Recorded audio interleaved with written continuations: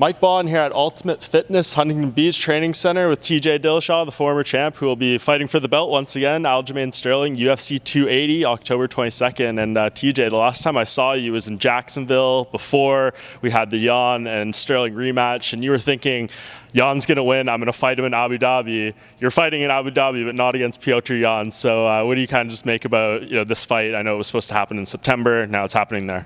Yeah, I'm obviously excited to get my belt back, get back to where I belong. Fighting all the way on the other side of the world is going to be fun. New experience, flying 19 hours. But it'll be cool. See a new part of the world, get my belt back. Yeah, very surprised that I'm fighting, Sterling rather than Jan. But Sterling showed he's able to put the fight in his game, and Jan showed some big holes in his game, actually. What happened? We thought it was going to be September 10th. It was reported. I know Aljamain was having some issues with the UFC, whatever it may have been, and then they added this Diaz-Chimaev fight to that card. What was kind of what they told you as far as why it's not September 10th? I was never told exactly why. I got sent a contract to fight him September 10th, and that's what I thought I was doing. And then just waiting on location as well, too. We didn't know where it was going to be at. Thought possibly Boston or Georgia. And then I woke up and saw Diaz and Chimaev are fighting September 10th in Vegas. I was like, nice, I'm fighting in Vegas, And then I get hit up later that afternoon that we're moving to Abu Dhabi on the 22nd. So I just think that the Chimaev and Diaz fight needs to be a main event. And if there's a title fight on that card, then that title fight's the main event. So it just makes sense that they pushed us to Abu Dhabi and they're stacking the card, right? So it's going to be a real fun card to be involved in. Yeah. So how did that affect your training? I mean, if it was September 10th, we'd be just a few weeks away now. Now it's about 2 months.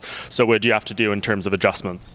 Yeah, I was already like 5 weeks into camp, I guess you'd say, training my butt off, and then got that news. So I had to pull back a couple weeks, slow down the training and pull back to like 1 a days or taking some days off and things like that, enjoy some family time before getting back to work so I wasn't overworked. Yeah, and I know you'd been recovering for some injuries and stuff. Does this extra time help, or even when you started camp last time, was that all in the rearview mirror? For the most part, it's all in the rearview mirror. You're always dealing with a little bit of bumps and bruises here and there, but didn't matter. So what would you say about Aljamain? It feels like there's some growing tension. I know you guys are going to fight, but like, do you not like the guy? Do you guys just rub each other the wrong way? Like, how would you describe kind of the friction between you two right now? I never had anything against the guy until obviously now I'm fighting him, right? And other than the fact the way he's kind of handled, winning the belt and the first time and just continuing his persona now, right? He's like a very unlikable guy, and he's continuing to roll with. He's taking the cringe to the next level, right? So nothing personally against him, other than the fact he just acts like a dipshit. You fought Henry Cejudo, so I'm sure no one can out-cringe him, or is Aljamain giving him a run for his money? I don't know. I feel like Cejudo might be a little more witty, and Sterling's just cringe, right? So we'll see. Fair enough. He's saying a lot of personal stuff. He says you're still cheating, all these things. Like, when you hear this stuff, is it just fight talk, or do you think he really believes, these comments he's saying? He's got to say something to downplay how good I am, right? That I'm going to whoop his ass here coming up soon in 10 weeks. He's got to make some sort of excuse of why I'm winning or who I am and why I am. It don't bother me. It's just a bunch of bullshit excuses to when I beat his ass, he's going to see. So you could say like that stuff he's kind of saying about you is maybe a little more personal. The stuff I've heard you say about him is more like fight talk. You don't think he's the biggest threat here and there. He's not as dangerous as other guys. Would you say that's kind of the difference in how, in terms of the talk, you guys are approaching each other? I think I've always kind of handled my career that way for the most part, right? I've never tried to get into too much personal stuff, right? Trying to bring in the reality TV drama into everything, right? Trying to stick somewhat to the sport, as well as I don't have time to worry about who he is as a person or what he's got going on. I just worry about who he is as a fighter and what holes he has in his game and how I'm going to whip his ass, right? Because that's why I get paid. Some people get paid to talk shit, but it's just not what I'm into, Yes. I'm into talking shit about me just being the best. Yeah. So when you do see his skill set, I know you've talked about it a little bit before, but elaborate. I mean, I know you obviously don't want to give away the game plan, but those holes, I mean, is it the glaring one where you feel you have the advantage in terms of the striking? I absolutely have an advantage in striking him. I believe I have the advantage everywhere, right? I mean, he is really good once he gets on the back with control and things like that, but I haven't been impressed with his wrestling. He's a D3 wrestler. I've been wrestling D1, and I think his takedown defense is under 50%, you know what I mean? And his striking it's embarrassing that he's the champion and his striking is that bad, god awful. You know, I mean, he uses his awkwardness to his advantage, but when you start throwing with him, he just cowers and I don't know. It's yeah. I mean, so there's a lot there, right? I can out grapple him, I can out strike him. I'm gonna put on a clinic. Would that be the biggest statement to you? I mean, I know the grappling, he's got all those submission wins. He takes the most pride in that, calls himself the human backpack and all this stuff. So to be able to edge him there, I'm sure you're not maybe going in there looking for that, but if it happens, would that be the extra feather in the cap? Yeah, why not, man? You just show that I'm better everywhere. And I mean, this fight is part of this like insane bantamweight. You could almost call it like a tournament we have right now. So many good fights. I guess let's go back to last weekend. We saw Marlon Vera defeat Dominic Cruz. Beautiful head kick to knock him out. What did you think of that performance by Cheeto? Yeah, great win by. I had Cheeto win in the fight. You know, I knew it was going to be a very competitive matchup just because of Cruz's awkwardness and his motion and his style and his pace, and you know he's pretty smart with the way he goes out there and fights. But technically, he's not very sound, right? He doesn't have much power. He throws all arm punches and leaves his hands down when he dips his head. You know, and Cheeto's. Since he's been training with Perillo, I've been really impressed with just his mentality. You know, like he's always been good, but now he's like a gangster in there, right? He's looking to knock you out and do some damage. And I've noticed that even when I practice with him as well too. So I expected him to win. He found the opening. Took him longer than I wanted. You know, like I wanted him to pull that trigger because every time he did, he dropped him, right? So, but hey, it all worked out perfect, and he got another iconic finish over a great fighter. What do you think the future is for Dom at this point? I mean, I know a lot of people talking about, he said himself, he thinks it's useless to keep fighting if you can't be the champion again. So, like, what would you kind of say about his future? I mean, I definitely understand that mentality, right? He's older. He's been around the sport forever, right? He's a legend in the sport. He's done a lot of great things. So, yeah, if you're not pushing for the belt, it's hard to put your body through this. I mean, you don't understand, like, how many... I mean, he obviously understands, but people don't understand like the toll your body takes for pushing through a fight camp and getting ready. If you're not pushing to be the best, and for me too, it's like, what's the point? You know what I mean?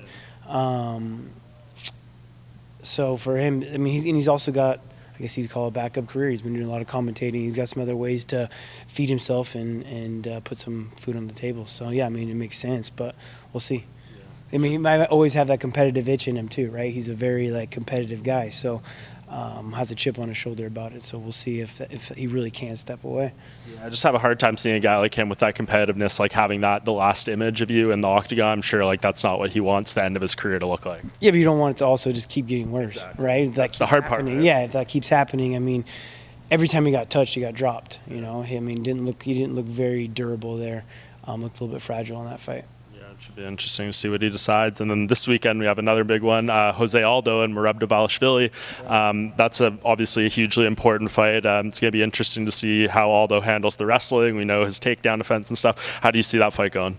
Oh, I think Aldo gets that fight. I mean, I've been impressed with the way he's looked recently. I think he's got great takedown defense. You know, I've seen like the Chad Mendez's of the world fight him. You know, I trained with Chad a bunch and knew how great his wrestling was. So I mean, I think Aldo can get out there and squeeze it out and get a victory there. Corey Sandhagen headlines against Song Yadong. I don't know if you had any time with Song when you were at Team Alpha Male or anything like that, but how do you think that one goes? Obviously, you just fought Corey. Yeah, I think Corey's going to be too dynamic for him, too much movement, too much range.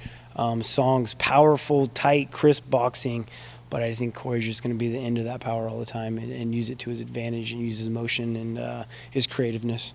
And then on your card, of course, we have Sean O'Malley fighting Piotr Jan. I think a lot of people were surprised by this matchup. Yeah. I think if you win the title, this is probably the one that you maybe fight the winner of that. I guess, first of all, before we get into the actual breakdown, were you surprised that this is a fight the UFC put together right now? Yeah, absolutely surprised, for sure. You know, yeah, O'Malley has never done anything to fight a guy of Peter Jan's caliber other than hype himself up. He does have a lot of fans. He just got a lot of hype, and he's worked his ass off to get that, right? Mm-hmm. So I mean, that's part of the sport is being a salesman, and he's done a very good job with that. So he's great for the sport. He's great for our weight class and bringing a lot of attention.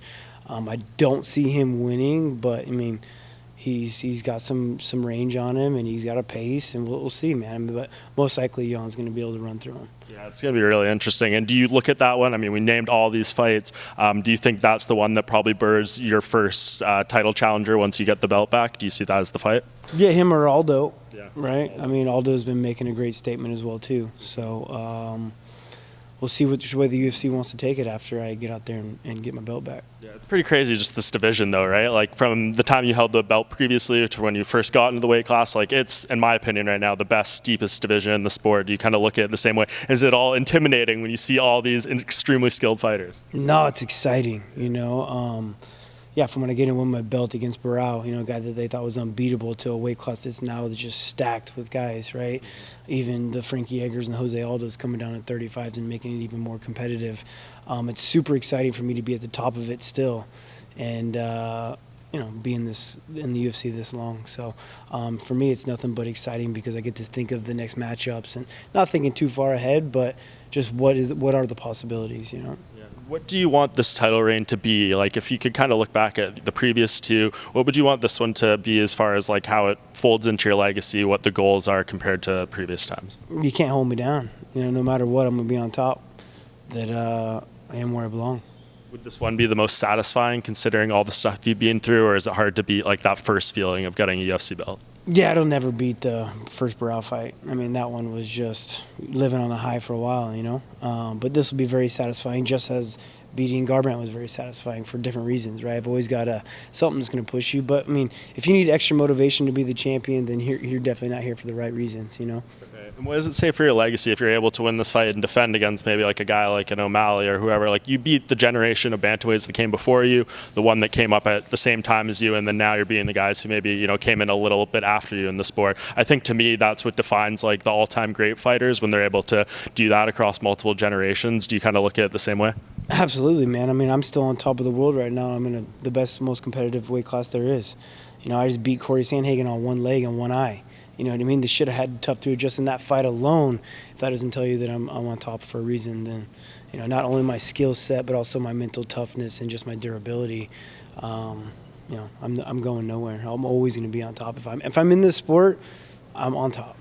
For sure. And last but not least, I guess, how do you envision yourself winning the belt? You're going to do a damn long journey to get out there. It's going to be, you know, very interesting circumstances, times, all that kind of stuff. How do you envision yourself defeating Aljamain Sterling? I feel like I'm just going to break him, you know. He's going to be one of those ones that's going to want to quit on me, and I'll get to choose the way I finish him. I will finish him. He's going to break underneath me. He's going to realize that anything he's going to try to do is not going to work, and that I'm better everywhere. So mentally, he's just going to be shut down, you know.